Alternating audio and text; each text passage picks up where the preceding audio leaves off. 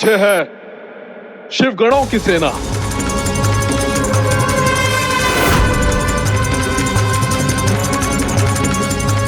अब बताओ कौन है अधिक शक्तिशाली?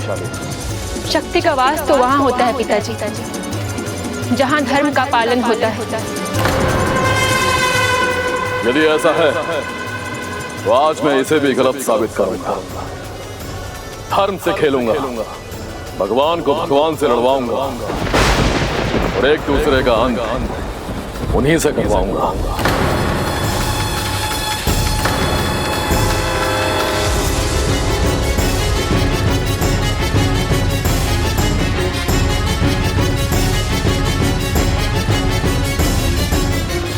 आज हरिहर को अलग करवा दूंगा।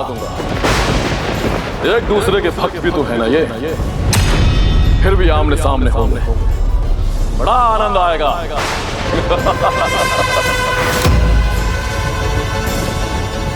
आनंद नहीं पिताजी, ये तो पाप है। महादेव को अपने वचन से बांधकर आपने उचित नहीं किया पिताजी। बस, यदि तुम मेरी पुत्री नहीं होती तो अभी तुम्हारा वध कर देता। और जो यहां हो रहा है उसका कारण भी तुम हो।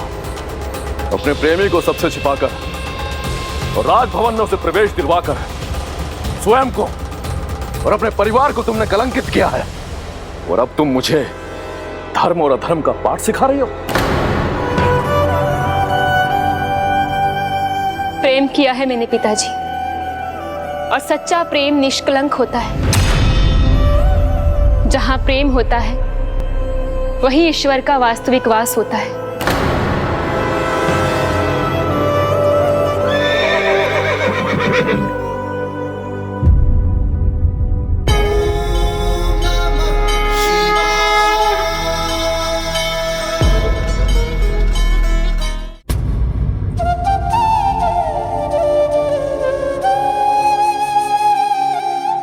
ये है सच्चा प्रभु प्रेम और भक्ति। दोनों प्रभु युद्ध भूमि में युद्ध करने आए, किंतु यहाँ एक दूसरे की भक्ति में डूब गए हैं। जैसे युद्ध भूमि को ही दोनों ने मंदिर बना दिया हो।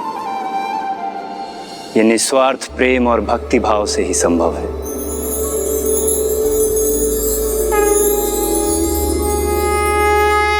जिसके मस्तिष्क से लेकर हृदय तक सिर्फ स्वार्थ भरा हो, जो अपने स्वार्थ सिद्धि के लिए ईश्वर को पूजता हो, वो भला क्या समझेगा? मैं ही मूर्ख हूं जो पिता प्रेमवश होकर आपको समझाने का व्यर्थ प्रयास कर रही हूं। प्रेम की परिभाषा मुझे मत समझाओ और अपने प्रेम को भूल जाओ, क्योंकि इस युद्ध के उपरांत मैं स्वयं अपने हाथों से अनिरुद्ध का अंत करूंगा। आप ना तो नियति जानते हैं और ना बनाते हैं। आप ईश्वर नहीं है पिताजी।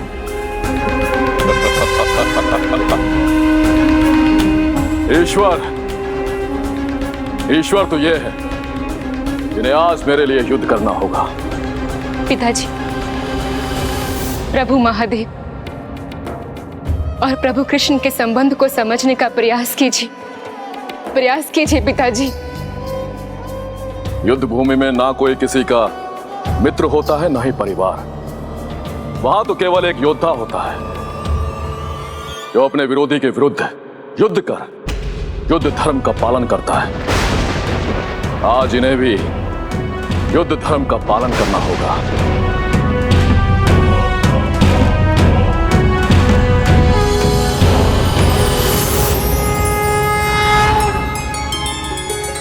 प्रभु, कितने दिनों के बाद आपके दर्शन हुए हैं, किंतु युद्ध भूमि पर होने के कारण आपके प्रति अपनी आत्मीयता भी व्यक्त नहीं कर सकता। मैं भी तो आपके प्रभु श्री राम स्वरूप के दर्शन पाने के लिए लालायित मेरे आराध्य हैं। मैं उन्हीं का नाम तो सदा जपता हूँ।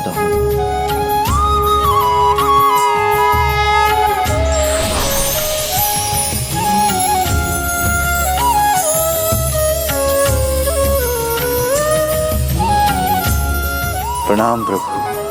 प्रभु मुझे महाशिव स्वरूप में दर्शन देने की कृपा कीजिए। शिवो महेश्वरः शंभुः पिनाकी शशिशेखरः वामदेवो विरूपाक्षः कपर्दिनीललोहितः शङ्करशूलपाणिश्च खट्वाङ्गी विष्णुवल्लभः शिपिविष्टो अम्बिकानाथः श्रीकण्ठो भक्तवत्सलः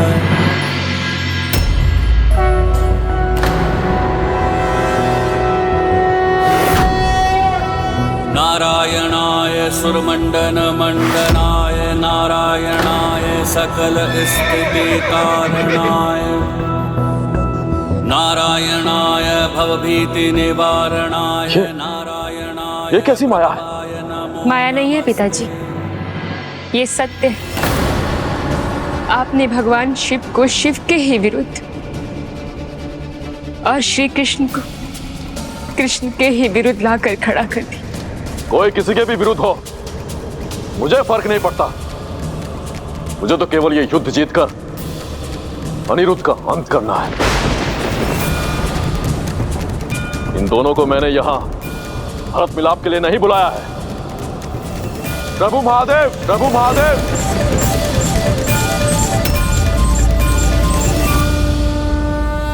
खड़े मत रहिए। शत्रु है सामने, उसे मित्र मत समझिए। अपने वरदान को मत भूलिए। युद्ध आरंभ कीजिए।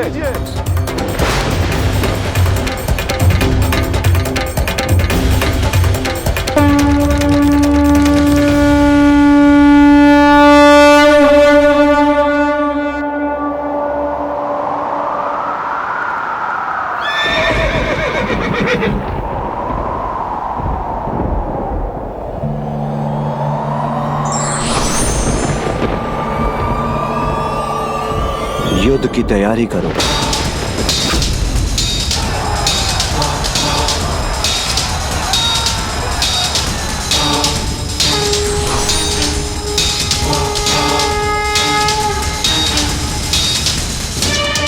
देवी सत्यभामा, युद्ध के आरंभ का शंखनाद आप कीजिए।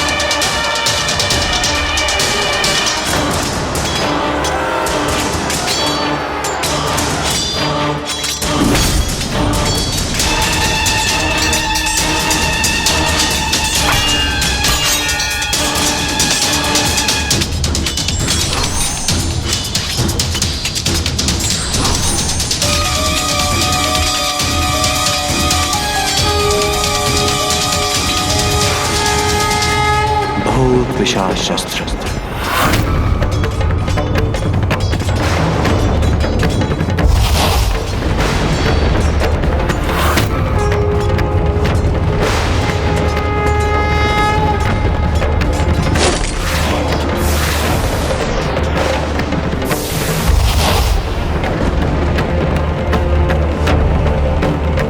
प्रभु महादेव ने अपने पहले ही वार में भूत पिशाचों की सेना भेज दी। प्रभु के भूत पिशाच धर्म का उल्लंघन नहीं करेंगे।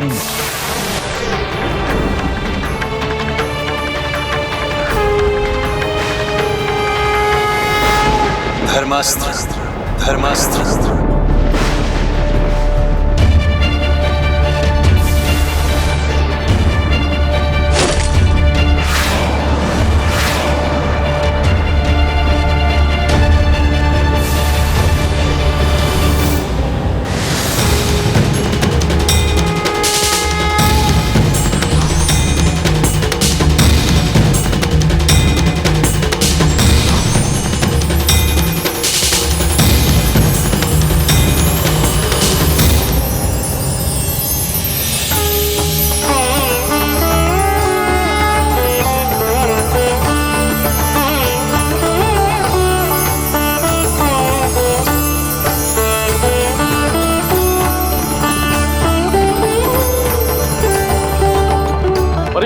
नहीं युद्ध है ये। समय व्यर्थ किए बिना शिव ज्वर अस्त्र का आह्वान कीजिए जो असहनीय ताप उत्पन्न करेगा।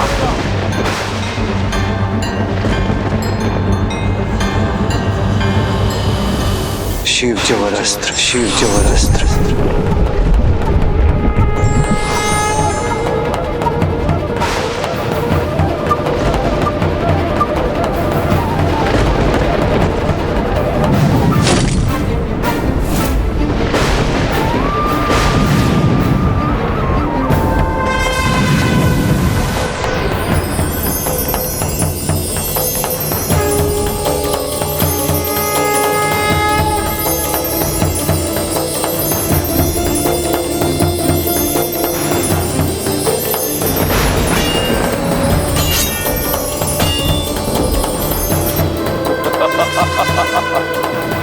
अब आया ना युद्ध का आनंद। स्वामी, इस ताप का सामना कैसे करेंगे आप? नारायण ज्वरस्त्र, नारायण ज्वरस्त्र प्रभु के अस्त्र के ताप के बराबर की शीत उत्पन्न करेगा।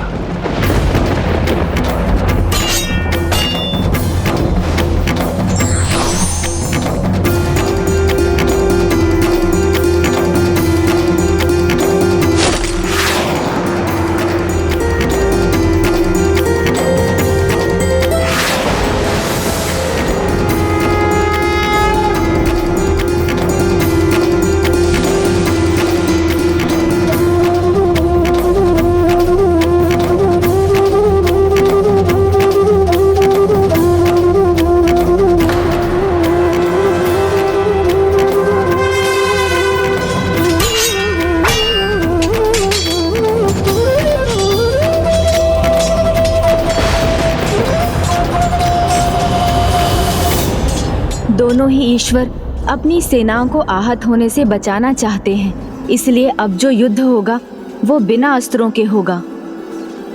किंतु हम अपने धर्म से बंधे हुए हैं, इसलिए हम अपने पूरे युद्ध कौशल का प्रयोग कर ये युद्ध लड़ेंगे। बहुत दिनों बाद किसी योग्य योद्धा के साथ युद्ध करने का अवसर मिला है। सही कहा प्रभु बलराम जी, योद्धा योग्य हो तो युद्ध में भी आनंद आता है। तो फिर आप अपना वार पूरी शक्ति से कीजिएगा नंदी जी। उचित है। युद्ध नहीं खेल कर रहे हैं ये, मुझे मूर्ख बना रहे हैं, किंतु मैं ऐसा होने नहीं दूंगा।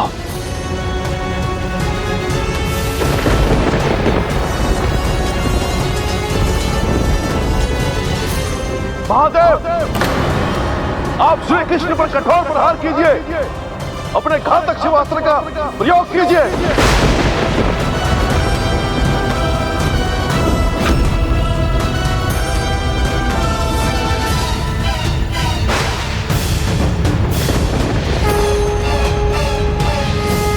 शिवास्त्र, शिवास्त्र, शिवास्त्र।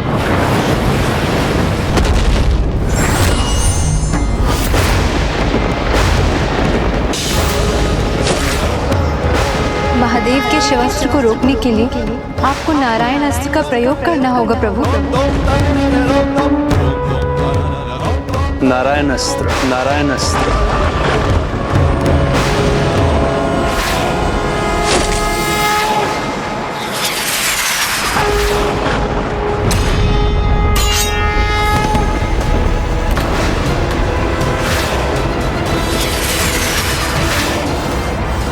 पिता श्री प्रभु महादेव के शिवास्त्र और प्रभु श्री कृष्ण के नारायणास्त्र के कारण ही ऐसी भयावह स्थिति उत्पन्न हुई है।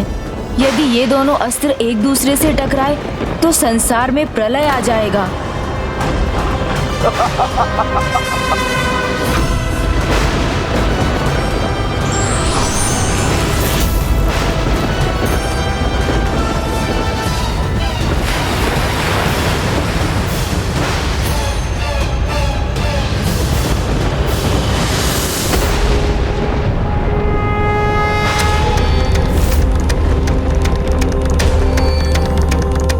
प्रभु, आप संपूर्ण शक्ति झोंककर युद्ध नहीं कर रहे हैं। वो तो मैं कर भी नहीं सकता, क्योंकि तुमने मेरी आधी शक्ति को निकल जाने के लिए कहा था। शिव और शक्ति का तो युद्ध नहीं चाहते होंगे आप, इसलिए उचित होगा कि आप यहां से चले जाएं। सोच लो बाणासुर, तुम माँ अर्थात प्रभु महादेव की शक्ति को शोणितपुर से जाने को कह रहे हो। अच्छा, तो मेरा साथ देने का केवल स्वांग कर रहे हैं आप, मेरी ओर रहकर भी योजना दूसरी बना रहे हैं। कदाचित मुझे भी कुछ ऐसा ही करना होगा, प्रभु को युद्ध के लिए विवश करना ही होगा। प्रभु, आपसे मिले वरदान के अनुसार मैं आपके सबसे घातक अस्त्र पाशुपतास्त्र के प्रयोग का निवेदन करता हूं। पाशुपतास्त्र के प्रयोग का निवेदन करता हूं, जिससे एक ही वार में युद्ध का अंत हो। जिससे एक ही वार में युद्ध का अंत हो। यदि पिताश्री ने पाशुपतास्त्र का वार किया तो प्रभु श्री कृष्ण के पास एक ही उपाय रह जाएगा, ब्रह्मास्त्र। ब्रह्मास्त्र।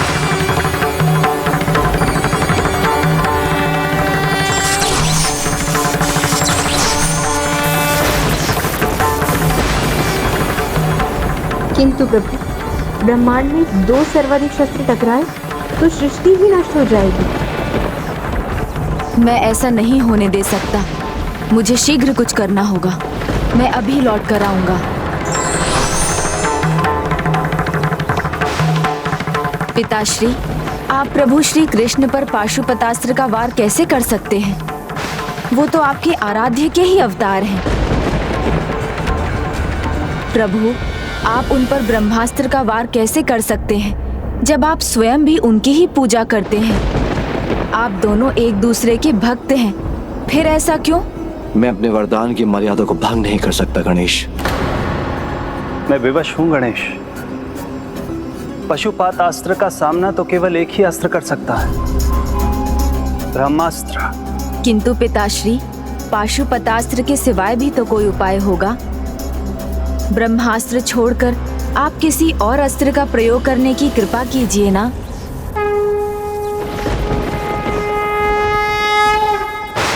पाशुपतास्त्र, पाशुपतास्त्र।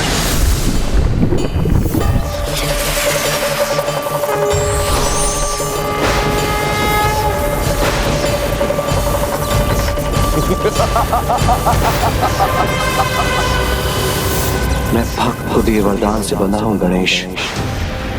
प्रभु वरदान से बंधे हैं और मैं अपने कर्तव्य से, उनके अस्त्र से रक्षा के लिए ब्रह्मास्त्र के सिवाय और कोई उपाय नहीं। इसलिए मुझे उसका प्रयोग करना ही होगा। गणेश जी, अब कुछ भी कर ले, परंतु होगा तो वही जो मैं चाहूंगा। किंतु इन अस्त्रों के टकराव से जो विनाश होगा उसे रोकने का कोई तो उपाय होगा प्रभु। एक युक्ति है इन्हें रोकने की। पिताश्री, आप एक भक्त को दिए वरदान से बंधे हैं, किंतु यदि आपका कोई अन्य भक्त आपकी आराधना कर आपसे वरदान मांग ले तो मुझे उसे भी वरदान देना होगा। प्रभु, पिताश्री महादेव वरदान से बंधे हैं, किंतु एक और भक्त उनसे दूसरा वरदान मांग ले तो? प्रभु, आप सबसे बड़े अस्त्र का प्रयोग मुझ पर करेंगे और मैं अपनी सबसे बड़ी शक्ति आपके सामने रखूंगा। असली युद्ध तो अब होगा।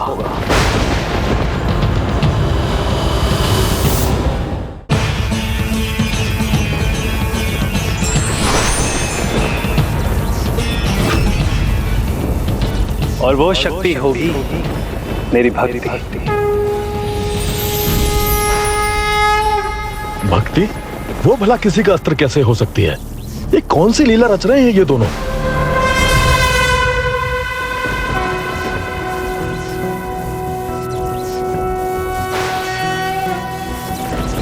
कर्पूर गौरम करुणावतारम संसार सारम भुजगेंद्रहारम सदा वसन्तं हृदयारविन्दे भवं भवानी सहितं नमामि।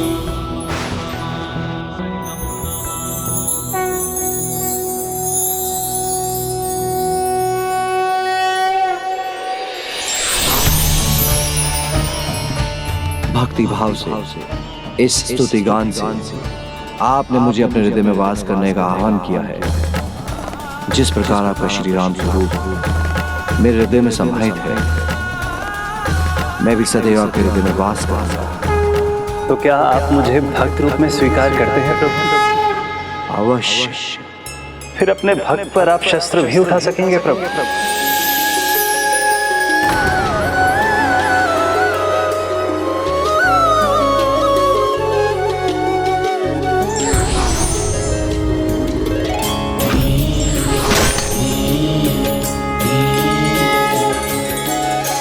प्रभु ये क्या कर रहे हैं आप? अपना अस्त्र वापस नहीं कर सकते। मैंने युद्ध करने के लिए कहा है आपसे, वो तो आपको करना ही होगा। मुझे दुविधा में मत डालो बाणासुर, मैं अपने भक्त पर आक्रमण नहीं कर सकता।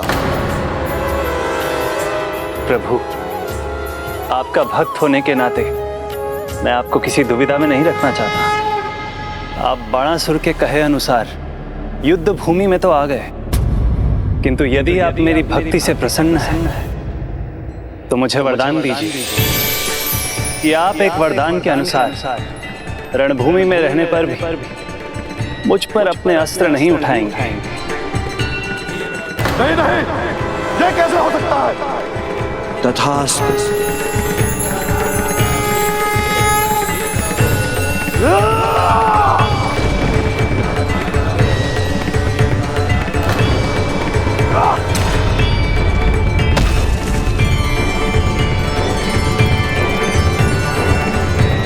महादेव अस्त्र नहीं उठा सकते, किंतु मैं तो उठा सकता हूं। मेरे ये 1000 हाथ उठा सकते हैं। मेरे 1000 हाथ प्रस्तुत हो।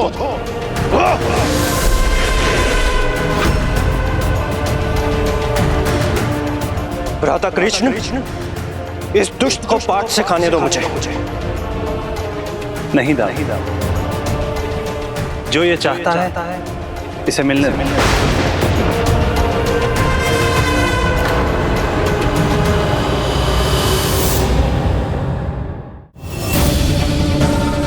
लगता है मेरे 1000 हाथ दिखाई नहीं दे रहे आपको, इसलिए निशस्त्र रहकर मेरे सामने आने का दुस्साहस कर रहे हैं। शक्ति शस्त्रों में नहीं, व्यक्ति की इच्छाओं में होती है, और यदि उसी में बुराई तो व्यक्ति कितना भी शक्तिशाली क्यों ना हो, उसकी शक्तियों का ह्रास और पतन तो होना ही है। किंतु मेरा पतन नहीं होगा, कदापि नहीं।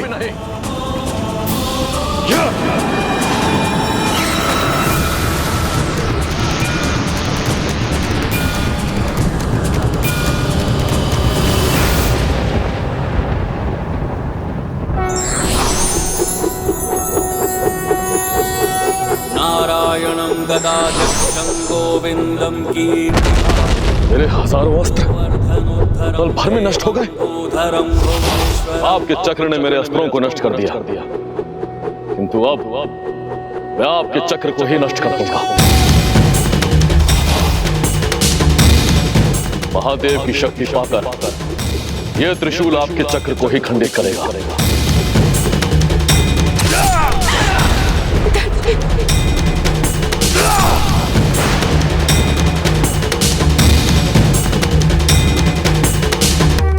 अच्छा होगा मोरा, अपने प्राण बचा के निकल जाना। जाओ, शीघ्र ही तुम्हारे सामने वो योद्धा होगा जो तुम्हारे अहंकार के साथ तुम्हारी 1000 भुजाओं को भी तुमसे विलग कर देगा। इस दुष्ट को इसका उचित दंड मिल रहा है। अभी भी समय है बाणासुर, प्रभु की प्रभुता को स्वीकार कर क्षमा मांग लो। मेरा भक्त है ये, इसे इस प्रकार मृत्यु के मुख में जाते हुए मैं नहीं देख सकता।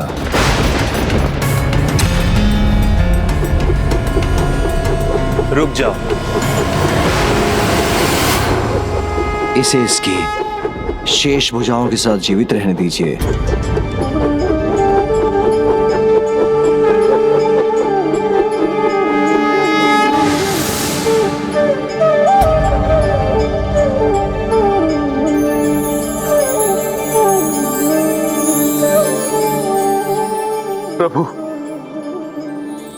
आपका अनुचित प्रयोग किया, अपनी भक्ति से आपको विवश कर दिया, फिर भी आपने मुझ पर कृपा की। मुझे क्षमा कर दीजिए प्रभु, मुझे क्षमा कर दीजिए। क्षमा, दया, करुणा ये ईश्वर के स्वभाव है मानसूर, किंतु ये तभी संभव है जब भक्त सभी विकारों को त्याग कर शरणागत हो जाए। ध्यान से देखो, तुम किनसे युद्ध कर रहे थे?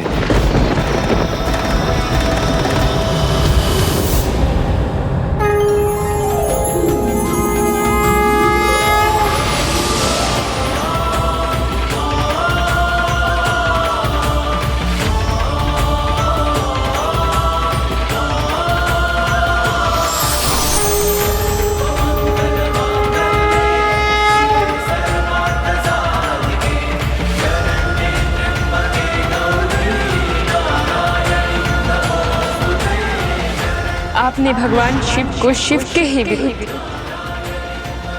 और श्री कृष्ण को कृष्ण के ही विरुद्ध लाकर खड़ा कर दिया। भगवान को ही भगवान के सामने कर, ये मैं कैसा घोर पाप कर रहा था। प्रभु मुझे क्षमा कर दीजिए प्रभु, ये भूल तो मुझसे हुई, किंतु अब और कोई भूल नहीं करूंगा। महादेव और उनके गणों को उनके वरदान से मुक्त करता हूं और अनिरुद्ध को भी बंदी गृह से मुक्त करने का आदेश देता हूं।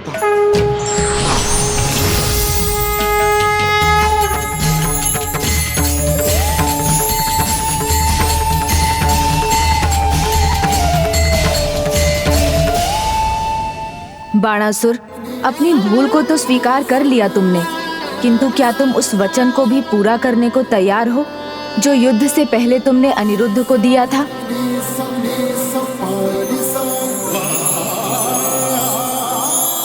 बाणासुर, मैं अपने पुत्र के लिए तुम्हारी पुत्री का हाथ मांगता हूँ। स्वीकार है प्रभु, मुझे स्वीकार।